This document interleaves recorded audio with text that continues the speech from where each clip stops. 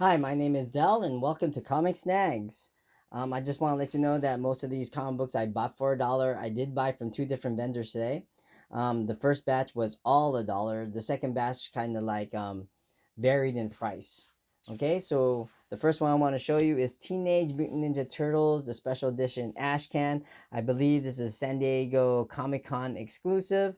I got this for $1. It does have like a slight tear at the back, but I don't care. I'm a Turtles fan and I love it. Next one is Daredevil 299 with a great Kingpin burning up the city cover.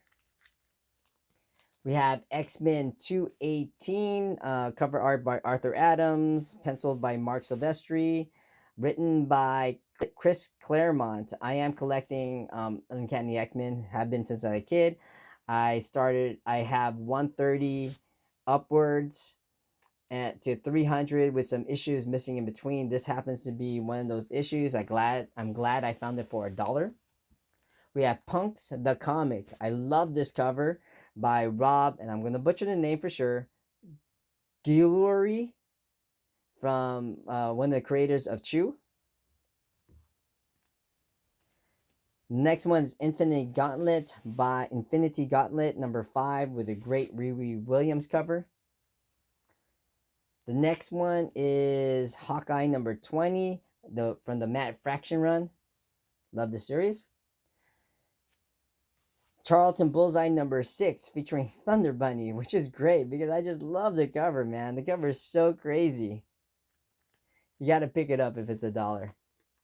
Next one is Charlton Bullseye number 3. Another cover I love because it does remind me of Scarlet Witch.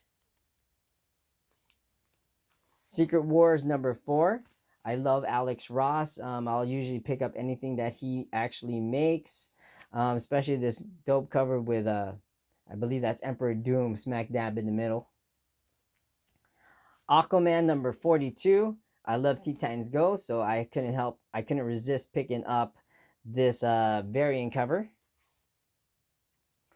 And Daredevil Marvel graphic novel. Okay, so that last batch I all picked up for $1. This one I actually picked up for $2. But I do love these kinds of publications where it's like oversized or a magazine because as a kid, the nearest comic book store was, I want to say, about like a 45-minute bus ride from my house.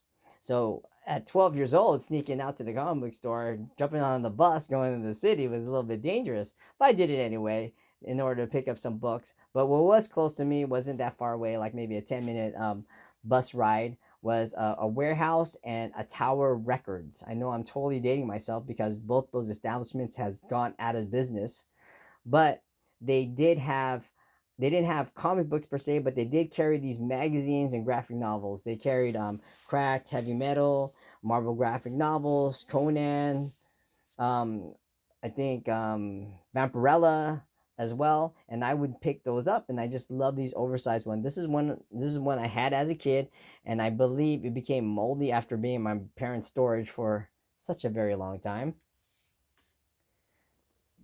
This one is Fist of the North Star. I think I picked up with the discount he gave me for $8. He gave me like a 20%. Yeah. So I bought this. It was originally at $10 and then he dropped it to 8 for me. This is Fist of the North Star number 1. Fist of the North Star is one of my favorite animes of all time. It actually got me into animes. It's a classic. I'm really glad to have this in my collection. Now I got this for $10 and he sold it to me for 8 as well. This is Web of Spider-Man number 36, which appears to be a very hot book right now. It is the first appearance of Tombstone, and it's rumored that Tombstone is going to be the main villain in the Bad Bunny movie coming up. And then finally, we have Batman 423. He gave it to me for 50% off his cover price. I'm sorry, off of his price. So I ended up purchasing this for about $100. It's a newsstand. It does have like some stress on the spine, and if I had to like grade it, the corners are great, the back looks great. I would say I would, with a press, maybe a 7, maybe an 8.